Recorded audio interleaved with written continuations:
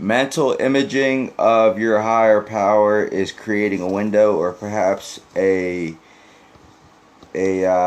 connection to that being. It's a focus, and in the East, it's a branch of yoga, but it holds true to all religions. We're in a mental, psychic, spiritual plane right here, so it would make sense that you would be through you would be able to reach through long maintaining of this image, to reach by making a connection. The higher beings are on the mental, psycho spiritual field. So initially through it's a point of reach, and through long term and devoted holding of the image, you could have some spiritual effects and spiritual practices through continual um, devotion to holding that, because it's a sense of worship, it's a discipline, and it's a mental focus. And being as though it's spiritual, spiritual things will happen. Now, usually, and then you may get aid from guidance. You may get aid and guidance from spiritual beings or angels. Um, and if you do have entities with you, and if they do make contact, they'll try to make the image go away, or they'll try to push it away. And then if you are aware that it's hard to hold that image, or you keep getting distracted in your brain, or if it actually gets scrambled, then they have actually just struck first, and had struck you. They just struck your faith.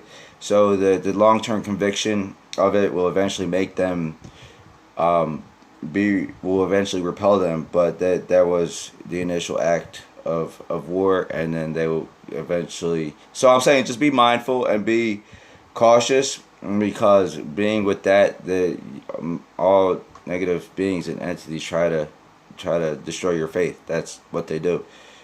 That's that's really all it comes down to, is they'll destroy you, but when it comes to your faith, that's their main agenda.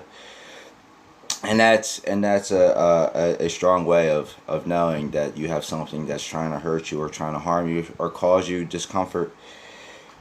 But also, like I said, you'll have spiritual happenings, and you may have help, and it's a very spiritual thing. And like I said, it's a branch of yoga in the East, but it's adaptable to all religions. Um, Creation power and word, depending on where you are in your mental psychic development, it's always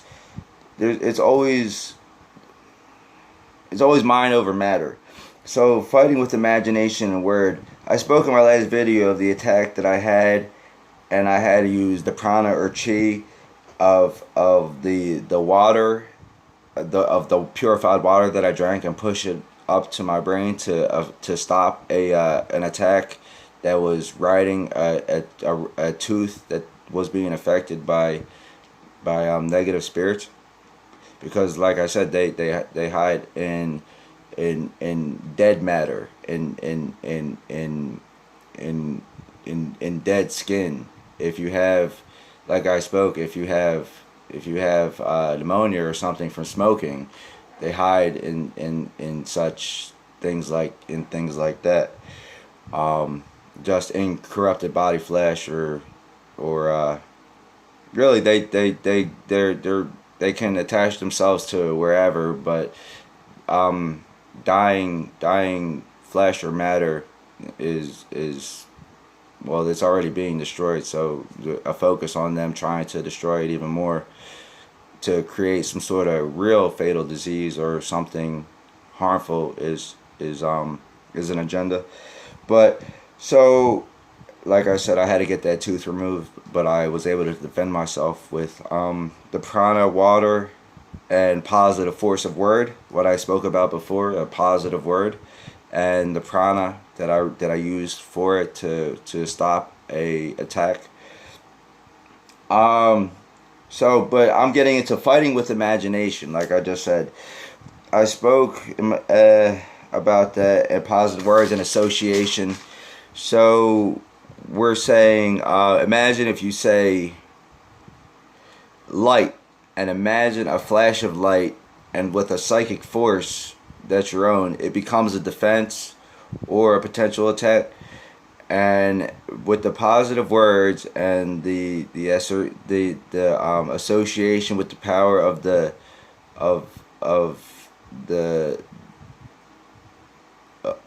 the positive with the positive word, the power of the force you put behind the imagination, it becomes a skill that you could use to defend yourself.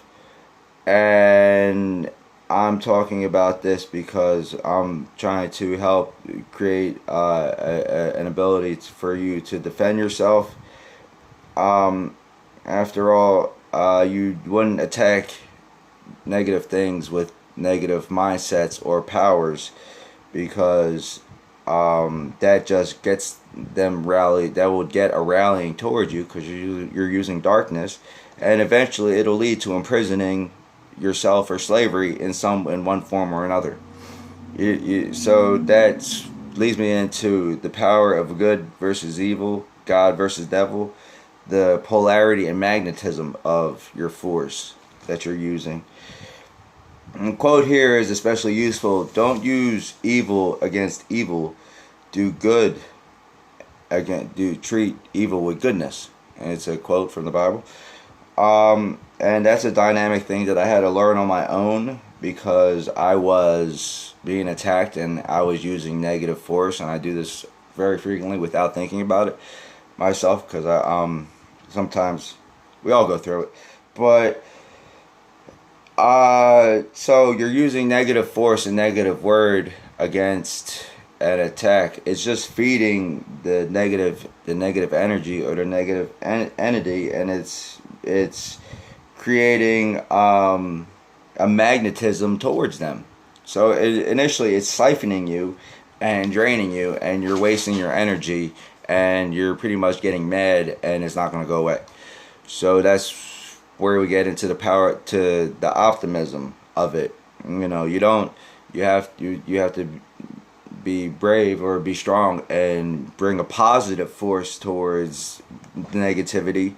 And especially if you're aware of it and you know it's not yours but it's within you, then you use a positive force, and you use things that you've learned in your life, or you use the power of positive word, an optimal force of good, and you just try to treat it, be better than the negativity. Use the power of good.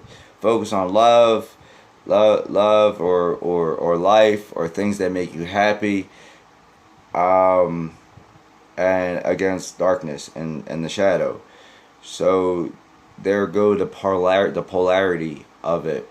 The using bad against evil is magnetism, positivity and force of good thoughts, good word, good force is the polarity. Now I want to I want to get into and I want to say the microcosm and macrocosm. We're dealing with a 24/7 being, but I want to highlight a video, a channel. You are the creator. You are the creation of the creator, and you are children of, therefore given one, given to all. Everybody created equal. And that channel, You Are Creators, is a really good one.